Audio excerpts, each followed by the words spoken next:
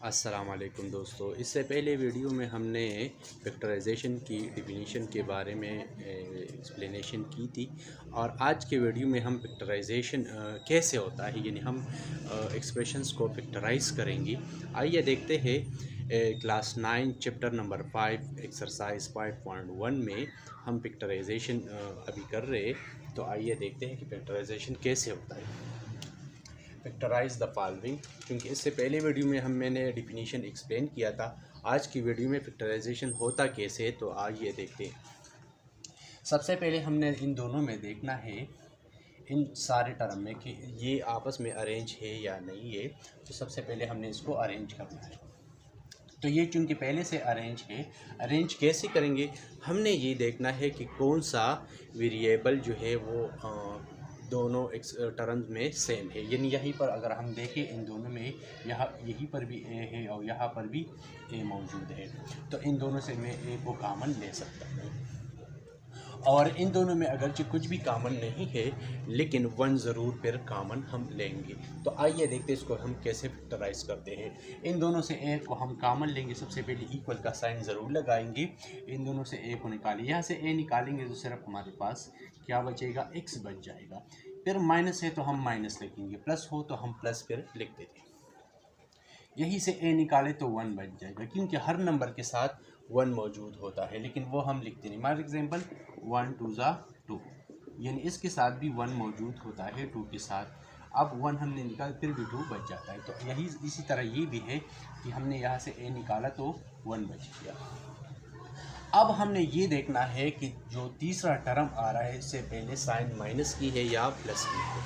अगर यहाँ पर साइन माइनस है तो हम फिर माइनस ज़रूर कॉमन लेंगे, हर हाल में कॉमन लेंगे। अगर यहीं पर माइनस नहीं है, प्लस है, तो फिर तो हम प्लस कॉमन लेते हैं, लेकिन वो कोई फ़र्क नहीं डालता अगले टर्म पर। लेकिन जब यहाँ पर माइनस हो तो हम माइनस को हम ज़रूर कॉमन लेते हैं, और वो अगली साइन यानी इस प्लस पर भी असर डालता है। फॉर एग्जांपल मैं आपको दिखाता हूँ।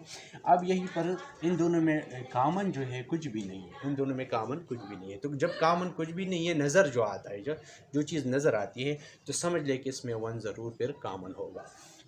यानी हम -1 को कॉमन लेंगे तो माइनस भी आ गया, साथ में वन भी आ गया।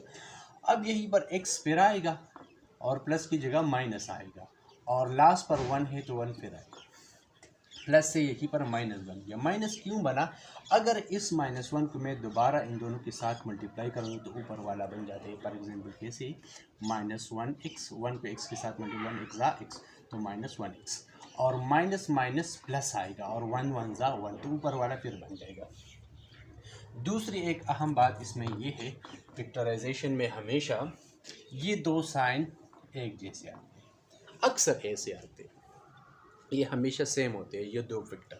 तो इन दोनों से हम हमेशा एक लिखते हैं, इन दोनों से हम हमेशा एक ही लिखते हैं, या इन दोनों से मतलब इन दोनों में x-1 कॉमन है। बाज़ लोग ऐसे भी कहते हैं और सही भी है, लेकिन मैं ऐसे एक्सप्लेन कर रहा हूँ कि इन दोनों से हम हमेशा एक लिखते हैं, और a लिखा -1 लिखा, तो ये दो वेक्टर बन गए इसके। यानी ये इसको भी पूरा पूरा डिवाइड करेगा और ये भी इसको पूरा पूरा। इस अमल को हम कहते हैं फैक्टराइजेशन। यानी इसकी इस एक्सप्रेशन के हमने दो वेक्टर बना ली। अब सेम इसी में हम वेक्टर इसको भी फैक्टराइज करेंगे। क्वेश्चन नंबर 4 है एक्सरसाइज 5.1 में। तो सबसे पहले इसको अरेंज करते हैं। अरेंज में हम क्या करेंगे, यानी x² अपनी जगह पर आएगा। ये जो -2y³ है, -2y³, इसको हम लास्ट पर ले जाएंगे, इसको हम लास्ट पर ले जाएंगे। और ये x + y जो है, यानी -2y³ लास्ट पर चला जाएगा, और एक +xy जो है इसकी जगह पर आएगा।